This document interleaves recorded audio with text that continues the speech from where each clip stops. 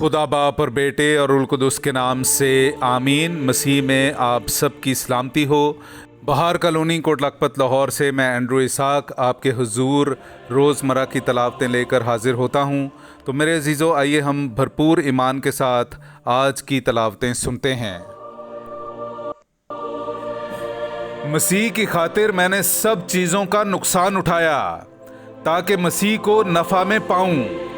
हमारे लिए आज की पहली तलावत मुक़द्दस पौलुस रसूल का ख़त फिलिपियों के नाम उसका 3 बाब 3 आयत से लेकर 8वीं आयत तक। क्योंकि अहले ख़तान हम ही हैं जो रूह से खुदा की इबादत करते हैं और मसीह यसू पर फ़ख्र करते हैं और जिस्म का भरोसा नहीं रखते।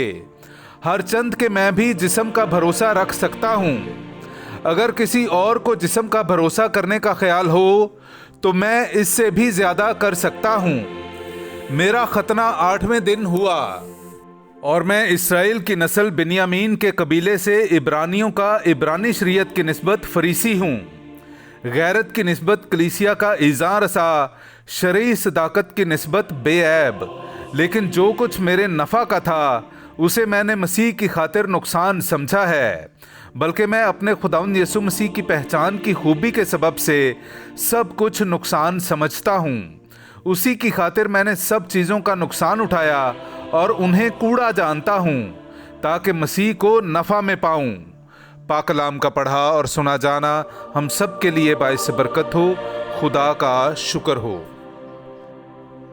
खुदावंद के तालिबों के कल्ब शादमान हों। मेरे अजीज़ों, आइए हम खुदावंद अपने खुदा की हम्द व तारीफ़ करें। मैं आपके सामने पढ़ूंगा ज़बूर नंबर 105 उसकी 2 आयत से लेकर 7वीं आयत तक। उसका गीत गाओ, उसकी हम्द सुनाओ, उसके तमाम अजायबात का चर्चा करो, उसके कुदूस नाम पर फ़ख्र करो। खुदावंद के तालिबों के दिल शादमान हों। खुदावंद और उसकी कुव्वत को तलब करो। हर वक्त उसके चेहरे की तलाश करो। उसने जो अजायबात किए हैं उन्हें याद रखो और उसके करिश्मों और उसके मुंह की कज़ाओं को भी। ऐ उसके बंदे इब्राहीम की नस्ल, ऐ उसके बरगुज़ीदे याकूब की औलाद, वही खुदावंद हमारा खुदा है। तमाम ज़मीन पर उसकी कज़ाएं मुरव्वज हैं। वो अब तक अपने अहद को याद रखता है, यानी उस कलाम को जो उसने 1000 पुश्तों के लिए फरमाया है। पाक कलाम का पढ़ा और सुना जाना हम सब के लिए बाइस बरकत हो। खुदा का शुक्र हो। नाराए हम्द। खुदावंद फरमाता है, ऐ सब थके मांदो और बोझ से दबे हुओ, मेरे पास आओ, मैं तुम्हें आराम दूंगा। हालेलुया। मेरे अजीज़ों, आइए हम आज का इंजीली इक़्तिबास सुनते हैं। इंजील मुक़द्दस बामुताबिक मुक़द्दस लूका उसका 15वां बाब 1 आयत से लेकर 10वीं आयत तक। तब सब मुहस्सिल और गुनहगार उसके पास आए थे ताकि उसकी सुने, और फरीसी और फ़कीह यूं कहते हुए एतराज़ करते थे कि ये गुनहगारों से मिलता और उनके साथ खाना खाता है।